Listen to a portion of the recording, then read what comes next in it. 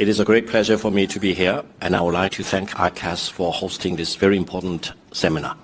I mentioned just now that timing cannot be better because it really dovetails with the big event in Beijing. Now, 10 years ago, if the United States stayed away from BRI, it stayed away from a concept. Today, when the United States continues to stay away, it is staying away from a gathering of 153 countries. So if anyone here thinks it's not a big loss for the United States, tell me, and I would like to argue with you. Now, there are so many things about China-US relations we can talk about. And China-US relations is such that everyone knows a little bit about, no one knows the totality about it, and it keeps changing.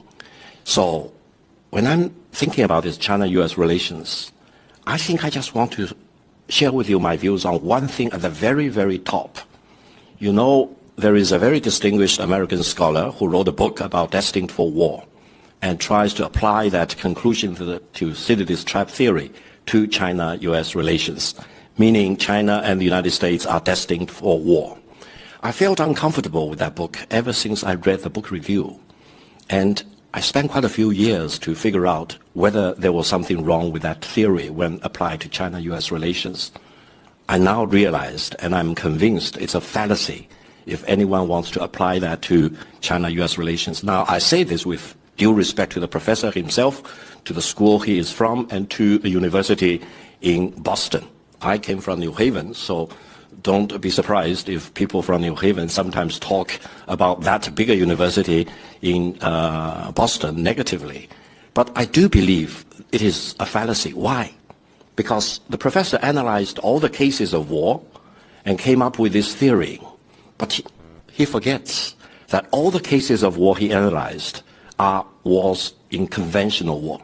Whereas China and the United States are not only two conventional powers, but more importantly, two of the most important nuclear powers. So there is something missing. You cannot apply conclusion you scientifically arrived at analyzing conventional wars and apply the conclusion thereof to nuclear powers. That leads me to my own theory, if any. It's called the inevitability of peace between China and the United States. Why? People here in the United States say there are two things inevitable. Inevitable to die, probably except Elon Musk or his followers, and inevitability to pay tax. Uncle Sam is getting after you if you refuse to pay tax. Now I added another one. That is the inevitability of peace.